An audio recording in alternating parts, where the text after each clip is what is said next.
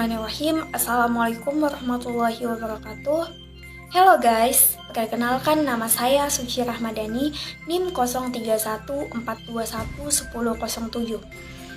Nah, pernahkah kamu mendengar tentang satuan bahasa yang lebih kecil dari kalimat?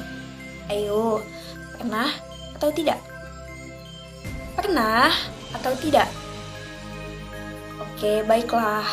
Itu tidaklah penting jika kalian pernah mendengar atau tidak.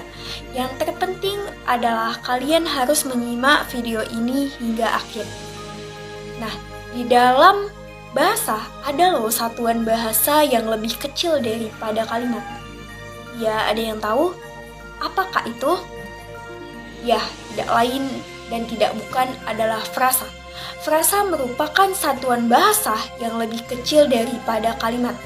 Di dalam video ini saya akan membahas mengenai tentang frasa, baik dimulai dari pengertian, jenis-jenisnya, maupun contoh-contoh dari frasa tersebut.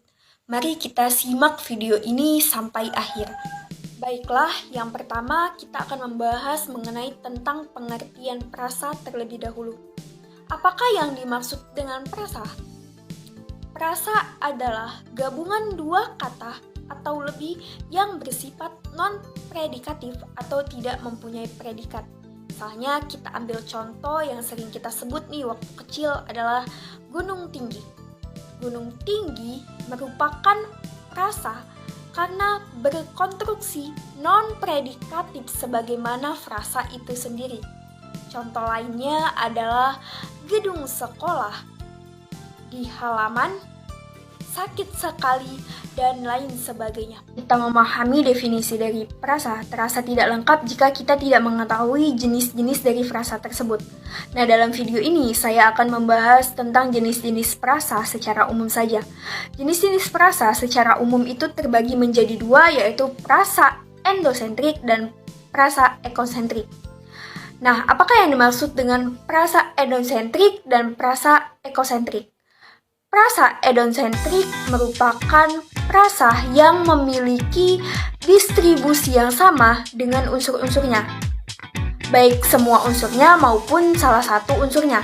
Sedangkan frasa ekosentrik merupakan frasa yang memiliki kontribusi yang tidak sama dengan unsur-unsurnya. Jadi pengertiannya itu berkebalikan. Baiklah, saya akan mengambil contoh kalimat yaitu 3 orang mahasiswa sedang belajar di perpustakaan.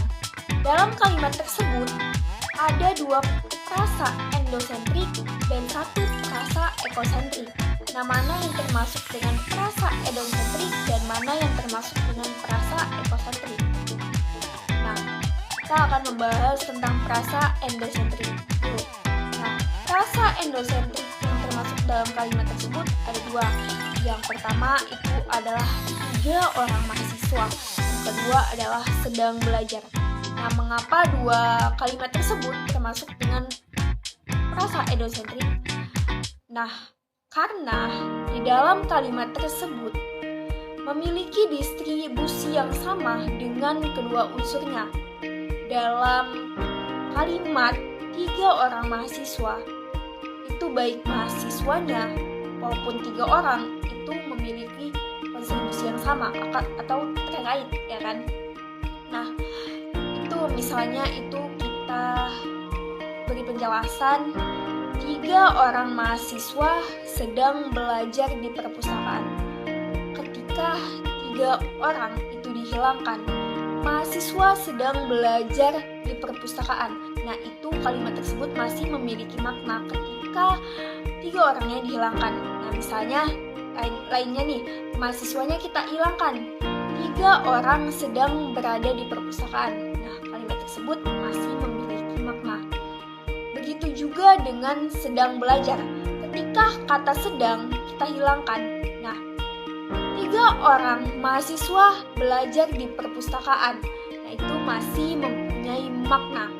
Nah, yang tidak mempunyai makna adalah frasa ekosentrik seperti contoh dalam kalimat tersebut adalah di perpustakaan.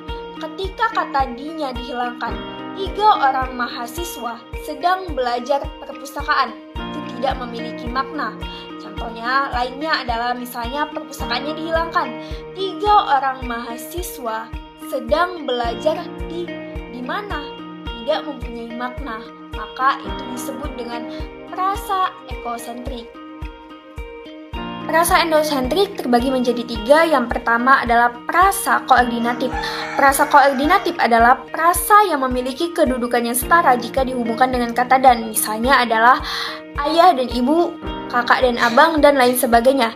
Yang kedua adalah prasa atributif. Prasa atributif adalah prasa yang tidak memiliki kedudukan yang setara jika dihubungkan dengan kata dan. Misalnya buku baru, jika dihubungkan dengan kata dan tidak memiliki makna, itu buku dan baru. Yang ketiga adalah prasa apositif, yaitu prasa yang memiliki kedudukan yang sama dengan salah satu unsurnya, dan salah satu unsurnya memiliki kesamaan dengan unsur dari inti prasa tersebut. Misalnya adalah Raffi, anak bungsu Pak Ahmad, sudah berusia 8 tahun.